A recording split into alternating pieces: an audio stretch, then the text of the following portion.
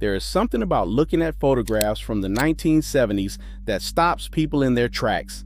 Bell bottoms and sideburns get attention, but something else stands out even more. Everyone looks thin, not just the celebrities, not just the young people. Everyone. If someone pulls out a family photo album from that decade, they see it immediately.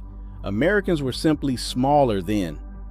This was a time before obesity became a national crisis, before supersized portions and 24-hour drive-thrus, before children stayed indoors staring at screens all day.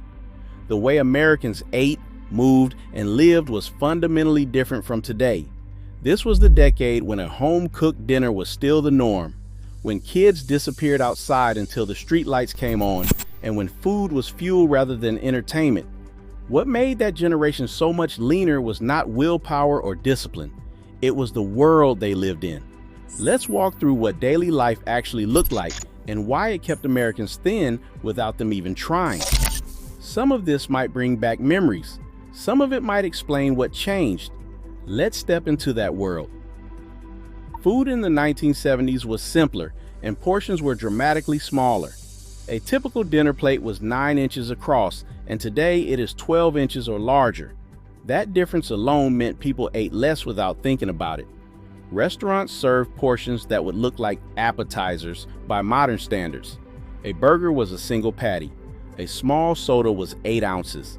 The concept of supersizing did not exist. Fast food was still a treat, not a daily habit. McDonald's had only about 3,000 locations in 1970. By comparison, there are over 14,000 today. Families ate at home most nights. Mothers cooked dinner from scratch because there was simply no alternative. The frozen food aisle was small. Microwaves were rare and expensive. Convenience food meant opening a can of vegetables, not ordering delivery through an app.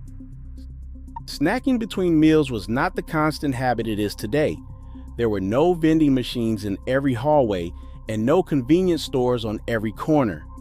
Children ate 3 meals a day and maybe an after-school snack. The pantry was not stocked with chips, cookies, and crackers in endless variety. When people were hungry between meals, they waited. The idea of grazing all day on processed snacks simply did not exist. High fructose corn syrup had not yet invaded the food supply. It was introduced in the late 1970s, but the full takeover came later. Sugar was still sugar, and there was less of it in everything.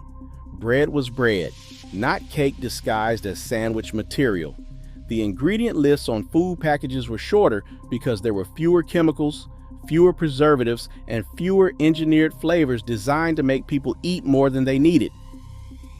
Before we continue with how daily movement kept Americans thin, if you are enjoying this look back at how things used to be and want to explore more stories about how Americans really lived in decades past, consider subscribing. There is so much more history to uncover about the choices that shaped us. Physical activity was woven into daily life in ways that have completely disappeared. Children walked to school. They walked to their friends' houses. They rode bicycles everywhere because their parents were not available to drive them around constantly. After school and on weekends, kids went outside and stayed outside for hours. They played kickball in the street, climbed trees, and ran through neighborhoods in packs. There were no video games pulling them indoors, no smartphones capturing their attention.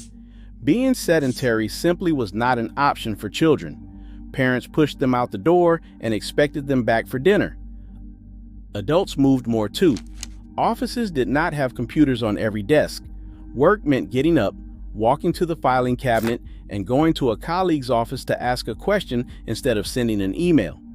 Factories and manufacturing plants employed millions of Americans in physical labor. Automation had not yet eliminated jobs that required lifting, carrying, and standing all day. Even housework burned more calories. Vacuum cleaners were heavier. Laundry meant carrying wet clothes outside to hang on the line. There were no robot vacuums or self-cleaning ovens. Running a household was genuine physical work. What defined the thin America of the 1970s was not any single factor. It was an entire way of life that has since been engineered out of existence. Smaller portions on smaller plates. Food that was home cooked from recognizable ingredients. Children who played outside for hours every day. Adults who moved their bodies as part of daily life rather than scheduling exercise as a separate activity. A world where food was sustenance and screens did not consume every waking hour. None of this required conscious effort. People were thin because the world they lived in made thinness the default. The obesity epidemic did not happen because Americans lost willpower.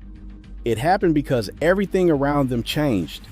For those with memories of that leaner era, there is always more history to explore.